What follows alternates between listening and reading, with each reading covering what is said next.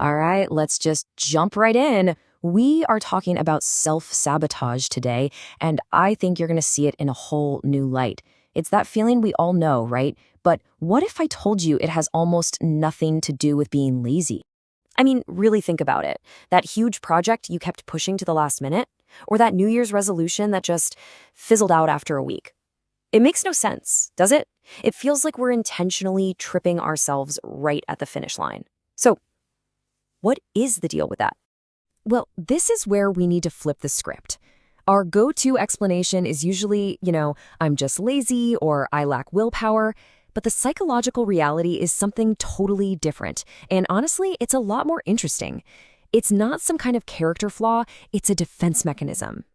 And to really get what's happening, we've got to move past just calling it laziness. See, psychology actually has a specific name for this, and understanding that name is the key to unlocking the whole thing. That term is self-handicapping, and it's exactly what it sounds like. It's when we either consciously or unconsciously create an obstacle for ourselves, an excuse for why we might fail before we even start. This could be something you do, like staying out super late the night before a huge interview, or it could be something you say, like telling everyone how you have a massive headache right before you give a presentation. Either way, you're building a safety net for your ego. And this part right here, this is the absolute core of it. The whole point isn't to fail, and it's not even really to avoid the work.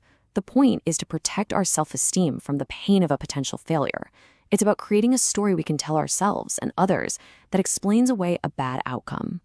So how does our brain justify this? I mean, it seems completely illogical from the outside, right? But believe it or not, there's a kind of unconscious logic to it all. It's like a four-step process our mind follows to keep our sense of self safe. Let's break that down. So check this out. First, you've got a high-stakes task. Think a final exam, a job interview, whatever. Step 2, the anxiety kicks in. That little voice that says, what if I try my best and I'm still not good enough? So step 3, you create the handicap. You procrastinate, you don't study. And here is the really twisted but kind of brilliant part. Your ego is now totally protected. Because if you fail, well, of course you failed. You didn't even try. You blame the handicap.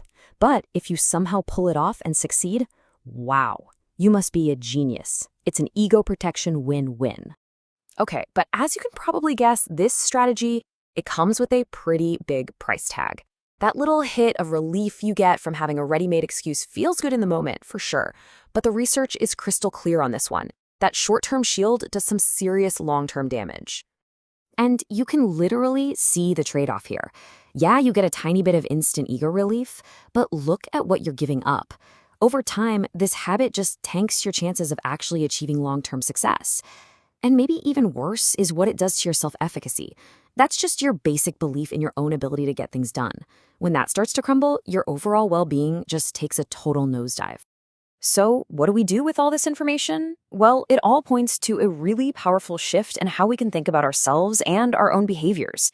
A shift away from being our own worst critic and towards a place of real understanding. So if there's one thing to take away from all this, it's this. The next time you feel yourself putting something off or making excuses, try to pause before you label yourself as lazy. Instead, see if you can recognize it for what it is. It's a scared part of you that is just terrified of not being good enough. This is not a weakness. It's just a misguided protective instinct running the show. So I'm going to leave you with a question to think about. Knowing that this behavior comes from a place of fear and protection, not laziness, how might that change how you look at the next big challenge in your life? What if, instead of trying to just force your way through it, you started by just acknowledging the fear?